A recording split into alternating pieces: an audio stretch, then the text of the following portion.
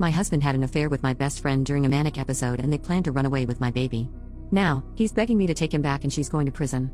So I, 26F, have been with my husband, 26M, since we were young teenagers. We got married last year and have a 6-month-old daughter together. She is the light of both our lives as we both came from broken homes and want a better life than we lived growing up.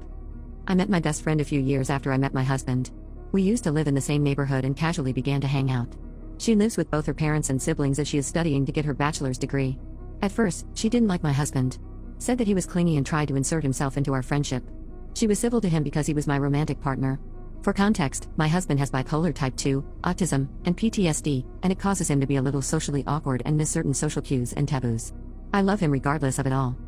Over the last few years, we have been hanging out a lot more. She comes over for a few drinks, we go to movies, and even visit local attractions together. We all three have a good time, and my husband does try to make nights for just the two of us often, too. However, last year my husband and I found out we were expecting a child together in January. I fell ill because, at the time, I was working in a fast food place. I threw up and went to the doctor. Then I found out I was 8.5 weeks pregnant.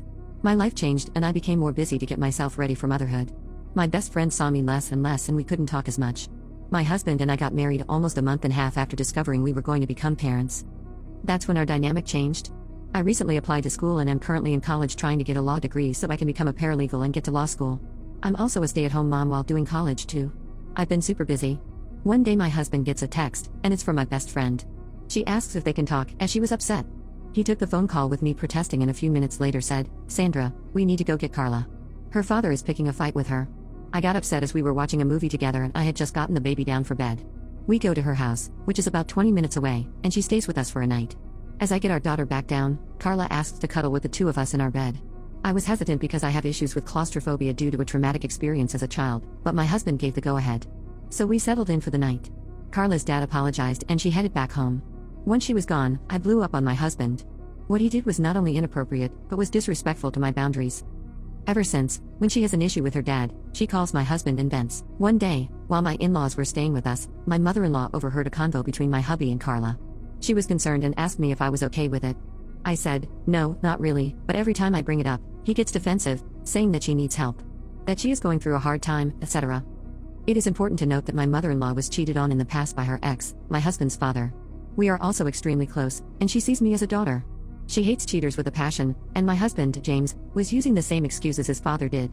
She asked to speak to him privately and walked to our living room. They got into a heated shouting match and James apologized to me. He said he didn't know that it was hurting me and causing issues in our marriage. I asked him, how would he feel if I had asked him if another man could sleep in the bed with us? He kind of deflated and tried to say, it's different. His stepfather, Mark, spoke up and said, it is the same. You're uncomfortable with it. So is she? Quit with the excuses. James respects Mark quite a lot. Mark raised him since he was 8 while his biological father was in and out of the picture. Once the dust settled, my husband truly apologized to me for his actions and said that he would do better. I kissed him and that was that. However, that was not the end of the issue. Lately, Carla has been calling him 3 to 8 times a day. She says it's because she is bored and has no one else to talk to. So I snapped. I called him out over his nonchalance about the situation. About how when she calls, he answers, how it is making me feel like a third wheel in my marriage, etc. His response was, she's just lonely. You're letting it get to you. That night I slept in the living room. I'm starting to suspect that she is trying to monopolize his time. She calls him for over an hour each time. When she calls, they talk, she complains about her life, etc. It's almost like she is his girlfriend, and I am starting to find this relationship troubling. It's getting to the point where it is affecting my marriage. Also, I know he isn't cheating on me. He's at home more often than not and I have full access to his electronics as does he to mine. Update 1. Everything about this situation sucks and I don't know if I will be okay for some time. My baby and I are currently staying with my friend, Tanya. To start with, James and I are getting a divorce. Carla is no longer a friend to me or our mutuals. The betrayal is too deep for her to be friends with our group. As most people assumed, James and Carla are indeed having an affair. It started about 3 months ago and has been physical for a month. They were planning on just up and leaving after James served me divorce papers, and they used the ruse that he was helping her through emotional issues to hide the fact. I was crushed.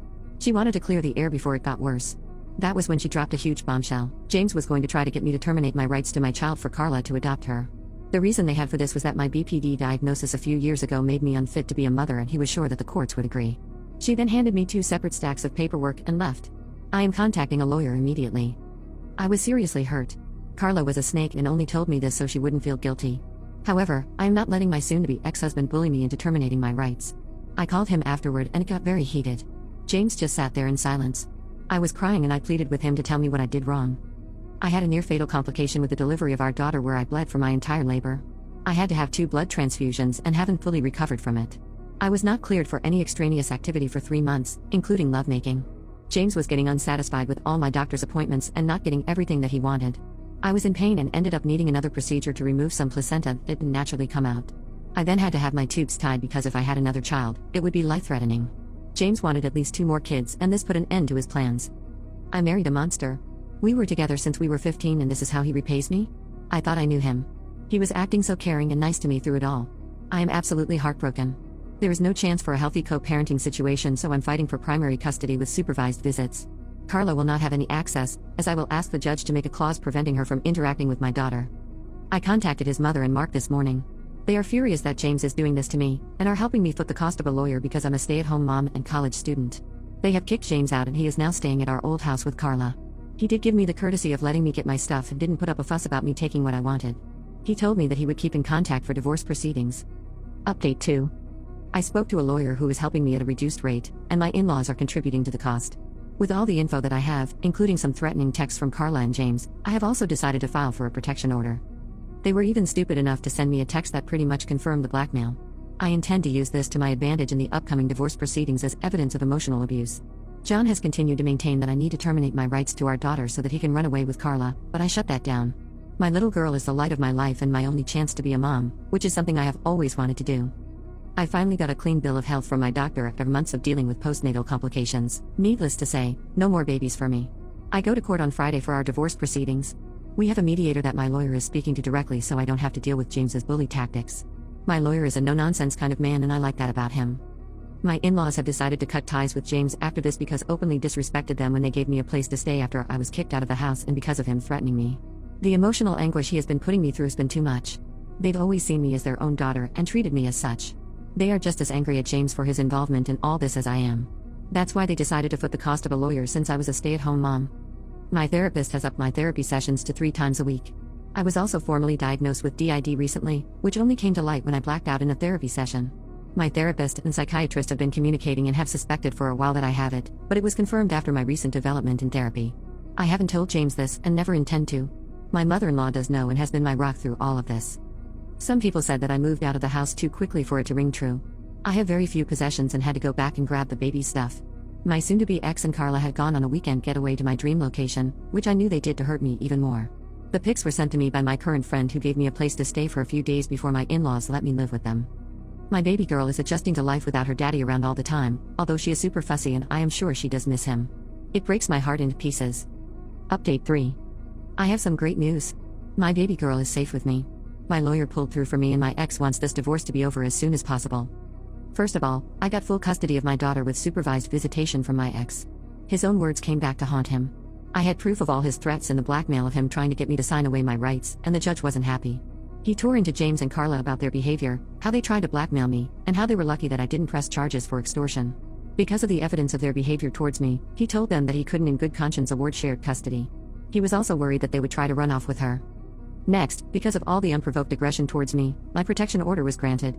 My mother-in-law, who stayed beside me in court, is the one who volunteered to facilitate the supervised visits until my divorce becomes final. Unless it is strictly about my daughter, if Carla and James try to contact me again, then they both will go to jail. James has to pay me child support. Of course, he tried to protest it, but that got nowhere.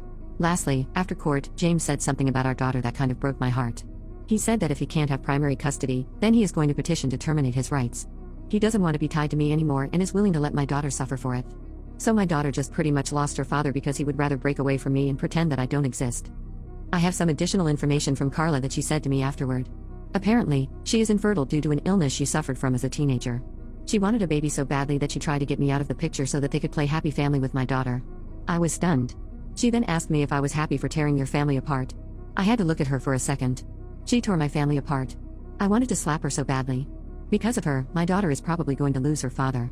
I'm sad. Update 4. My soon-to-be ex-husband has been hospitalized. Carla called me this morning, crying, despite the protective order. James tried to unalive himself this morning, and she found him just in time. He is now in the hospital. The doctors don't know how long he will be there, but I will keep my hopes up for a speedy recovery. Despite the literal hell he has put me through, he is still the father of my daughter. I'm not pressing charges this time against Carla because it was a dire emergency. James is stable and they are transferring him to another facility for the foreseeable future. I feel almost sorry for her. Update 5. It has been 2 weeks since James was hospitalized.